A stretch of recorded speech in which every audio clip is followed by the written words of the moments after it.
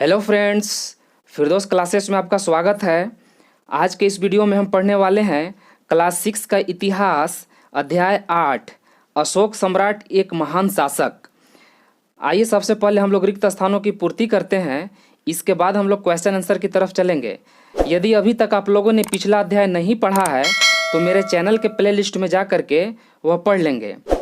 क है, अशोक के ज़्यादातर अभिलेख खाली स्थान भाषा में है, प्राकृत भाषा में है। ख है, उत्तरापथ प्रांत की राजधानी खाली स्थान थी, तक्षशिला थी। ग है, कलिंग युद्ध खाली स्थान व खाली स्थान के बीच लड़ा गया था, अशोक व कलिंग के बीच लड़ा गया था। घ है, अशोक ने 13वें शिलालेख में खाली स्थान युद्ध के भयानक परिणामों का उल्लेख है, तो कलिंग युद्ध के भयानक परिणामों का उल्लेख है। आइए अब हम लोग क्वेश्चन आंसर की तरफ चलते हैं। पहला क्वेश्चन है, सम्राट अशोक का साम्राज्य किन किन क्षेत्रों में फैला हुआ था? उत्तर है, सम्राट अशोक के राज्य का विस्तार पूरे भारत में काफ़ी विस्तृत क्षेत्र में था। इसकी राजधानी पाटलिपुत्र थी।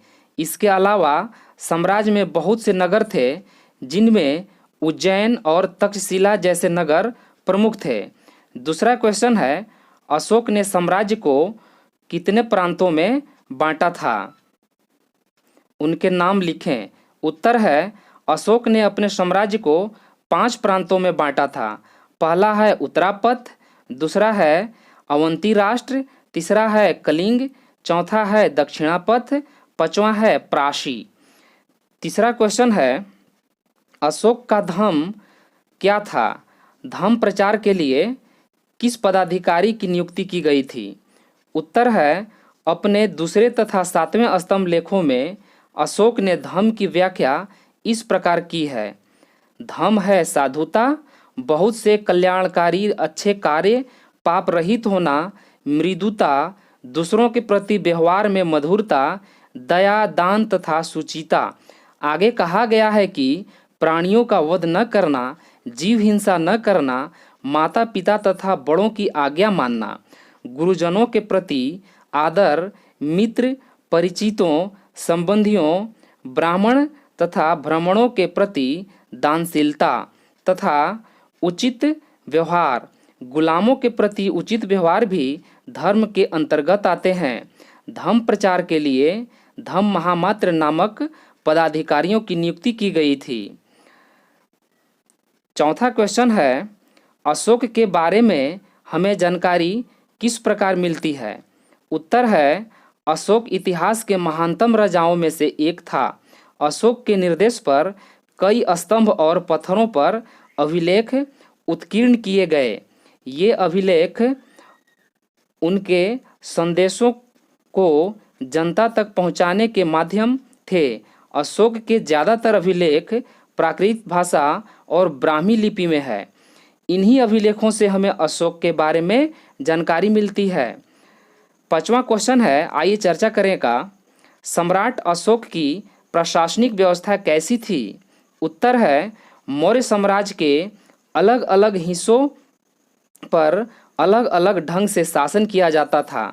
पाटलिपुत्र और इसके आसपास के इलाकों पर सम्राट अशोक का सीधा नियंत्रण था। राजा के द्वारा अधिकारियों की नियुक्ति की जाती थी।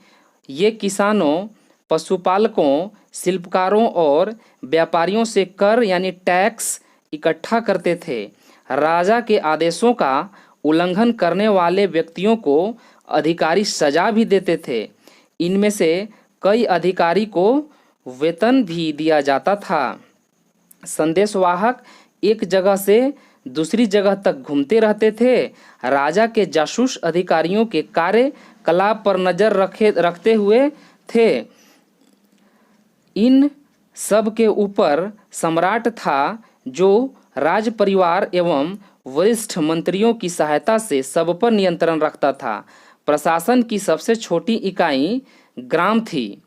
छठा क्वेश्चन है, सम्राट अशोक के जीवन में कलिंग युद्ध का क्या प्रभाव पड़ा? उत्तर है, सम्राट अशोक के जीवन में कलिंग युद्ध का निम्नांकित प्रभाव पड़ा। अशोक के 13वें शिलालेख में इस युद्ध के भयानक परिणामों का उल्लेख इस प्रकार हुआ है। इसमें 1 लाख लोग मारे गए, कई लाख घायल हुए और 1,50,000 बंदी बनाकर निर्वासित किए गए। युद्ध में भाग न लेने वाले ब्राह्मणों, श्रमणों तथा गृहस्थियों को अपने संबंधियों के मारे जाने से बहुत कष्ट हुआ। सम्राट ने इस भारी नरसंहार को स्वयं अपनी आंखों से देखा था। अशोक इस राज्य को जीतकर अपने साम्राज्य में मिलाने में सफल रहा, लेकिन इस युद्ध ने सम्राट अशोक के हृदय को परिवर्तित कर दिया।